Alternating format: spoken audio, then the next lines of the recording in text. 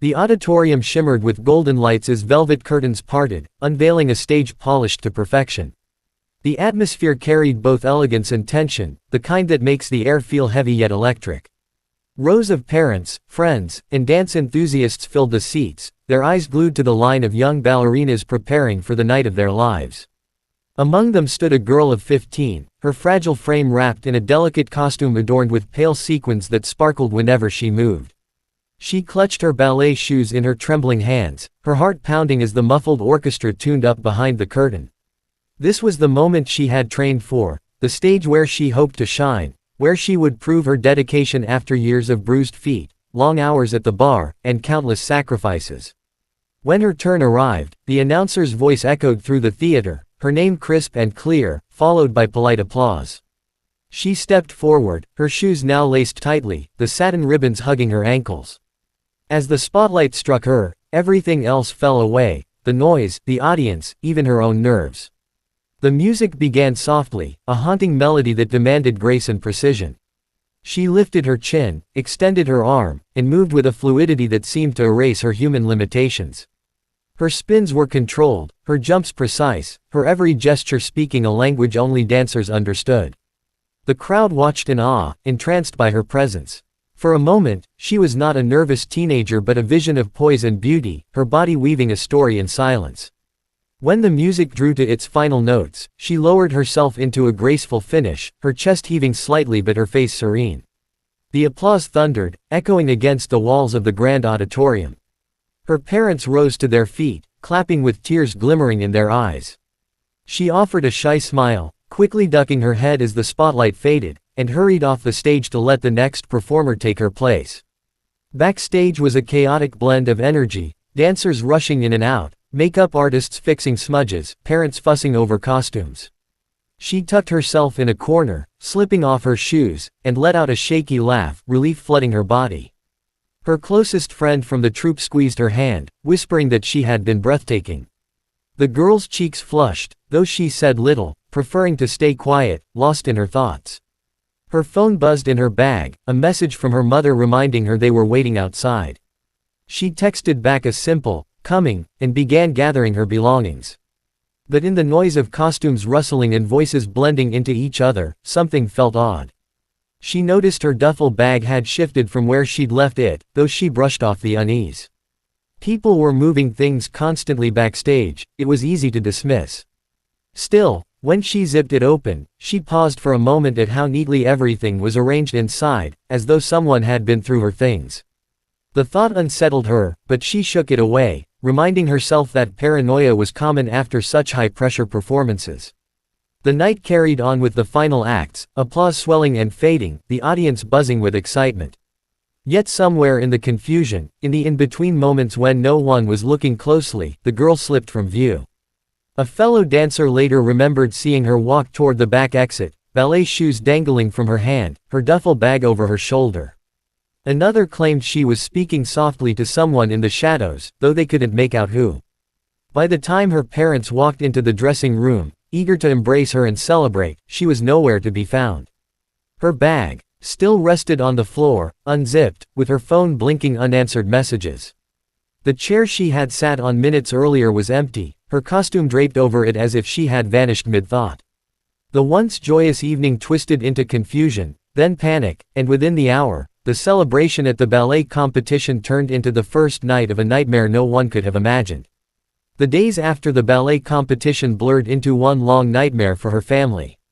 At first, everyone believed there must have been a mistake, that she had stepped outside to meet someone or had gotten lost in the bustle of people leaving the theater. Police officers swept the venue, security guards replayed camera footage, and volunteers scoured every corridor, but she never reappeared. Her parents stood outside the theater long after the crowd had gone home, their faces pale, their voices hoarse from calling her name. What should have been a night of celebration dissolved into sleepless hours of fear. By dawn, her face was already plastered across local news stations, the words, "Missing teen ballerina," scrolling across the bottom of the screen. As hours turned into days, the search widened. Police officers interviewed her fellow dancers, her instructors, even the backstage crew. They asked about rivalries, about strange behavior, about anyone lingering near the dressing rooms that night. Most of the answers were vague, a blur of hurried memories from a chaotic evening. Surveillance footage was checked and rechecked. One camera caught her walking toward a side hallway, but after that, she seemed to vanish into thin air. No camera showed her leaving the building, no one admitted to seeing her outside. The uncertainty only deepened the mystery. Her parents clung desperately to hope, canvassing the city with flyers, her school photo smiling back from thousands of posters taped to lampposts, bus stops, and shop windows. They begged for anyone with information to come forward. Volunteers joined in, combing through nearby parks, empty buildings, and wooded areas. Every lead, no matter how small, was pursued with frantic determination. A reported sighting of a girl resembling her at a bus terminal sparked a rush of police vehicles, but the trail ended with disappointment when it turned out to be someone else. Each false lead chipped away at the family's hope, but they refused to stop searching. The media turned her case into a headline. Reporters stood outside the theater days after her disappearance, narrating updates in somber tones. Talk shows speculated on whether she had run away or been abducted. Neighbors whispered about what might have happened, some insisting she must have been targeted, others cruelly suggesting she had chosen to disappear. Her mother, exhausted yet resolute, appeared on television pleading through tears, begging whoever had her daughter to let her come home. The footage of her gripping her child's photo with trembling hands played again and again, a haunting reminder of the family's agony. Weeks dragged into months. Her room remained untouched, her bed neatly made, as though she would return at any moment. Her ballet shoes still lay near the dresser, the satin ribbons curled like question marks. Her friends visited sometimes, sitting quietly on her bed, unable to understand how someone who had been so full of life could be gone without explanation. Police detectives admitted privately to the family that the case was growing cold. Without new evidence or witnesses, there was little they could do. Yet the family never stopped hoping. They organized candlelight vigils, gathered in silence with neighbors holding photos of the girl, their flickering candles reflecting both grief and determination. 8 months later, the posters were faded and torn, rain and wind having worn them down, but some still clung stubbornly to walls and poles. Her mother still woke up each morning expecting to hear her footsteps in the hallway, still left her bedroom door slightly open, just in case. The silence of her absence became heavier with time, a constant ache that no words could soothe. Everyone who loved her was caught in the same unbearable question: how could someone vanish so completely, in a building filled with people, without leaving a single trace behind? The uncertainty was a prison, and the family lived trapped inside it, waiting for an answer that refused to come. It was an ordinary morning at the city landfill, the kind of day when the workers moved mechanically through their routines, hauling trash, sorting debris, and ignoring the stench that hung permanently in the air. The sun rose hazy through a gray sky, casting a dull light over the endless hills of discarded things, broken furniture, torn clothing, rusted metal, forgotten lives piled high. Nothing ever seemed unusual in a place where the forgotten was buried daily, but that morning, one worker noticed something that didn't belong. A battered duffel bag, its dark fabric torn and stiff with mud, lay half-buried under layers of trash that had been recently dumped. At first, it seemed like just another piece of junk. But when the worker nudged it with his boot, something inside rattled faintly, and curiosity took hold. With gloved hands, he tugged the bag free. Its zipper was partially open, revealing a glimpse of something pale and glittering within. He expected maybe broken glass or discarded costume jewelry, but when he unzipped it further, his breath caught. Inside was a neatly folded ballet costume, sequins still shimmering faintly despite the grime. Beneath it lay a pair of worn ballet shoes, the satin ribbons tangled together. And resting at the very bottom, half covered in dust, was a small silver locket shaped like a heart. The worker froze. He recognized the locket immediately. He had seen it before, in news reports and on missing posters that once hung across the city. Panic surged through him, and within minutes, the landfill was swarming with police. Yellow tape went up around the site, officers combed through the heaps of garbage with precision, and crime scene photographers snapped images of the duffel and its contents. The landfill, once a place of monotony and decay, now buzzed with grim purpose. Detectives gathered around the bag as if it were a sacred relic. The lead investigator carefully lifted the ballet costume, shaking off clumps of dirt. The initials stitched inside the fabric matched the girl's name. The shoes were scuffed in the way only years of practice could cause, the ribbons stained faintly with sweat. And the locket, its clasp broken, opened to reveal a tiny photograph of the missing ballerina and her mother, smiling together. News of the discovery spread like wildfire. Reporters arrived almost instantly, cameras flashing as officers tried to keep them at bay. Evidence tied to missing ballerina found, headlines screamed. The girl's family, who had endured 8 long months of silence and unanswered questions, received the call that shattered their fragile routine of waiting. Her mother collapsed at the kitchen table when detectives showed her the locket, her hands trembling as she clutched it to her chest. It was the very piece her daughter had worn every day, a gift she never removed. Now it had surfaced in the filth of a landfill, a place that symbolized loss, disposal, and finality. Forensics teams worked carefully, documenting every detail. The duffel itself was weathered, but inside were traces of something darker, scraps of paper, a partially torn competition number that matched the girl's entry in the ballet contest, and fibers that did not belong to her clothing. There were even faint stains on the fabric, though investigators remained tight-lipped about what they might be. Every item was bagged, labeled, and carried away, destined for the lab that might finally provide answers. The landfill workers stood quietly at the edges, shaken by the idea that something so small and so significant could have been hidden among mountains of trash for months. As evening fell, the site glowed under floodlights while detectives continued their grim excavation, searching for anything more. For the first time in months, the case was alive again, the landfill breathing new life into a mystery that had begun to fade from the public's memory. What had once been a missing person case now shifted sharply. This was evidence of foul play, a breadcrumb left behind by someone who wanted her story to end buried beneath the city's waste. The discovery was not just a clue. It was a turning point, a crack in the silence that promised both revelations and horrors still to come. The duffel bag from the landfill became the heart of the investigation, its contents treated like sacred relics.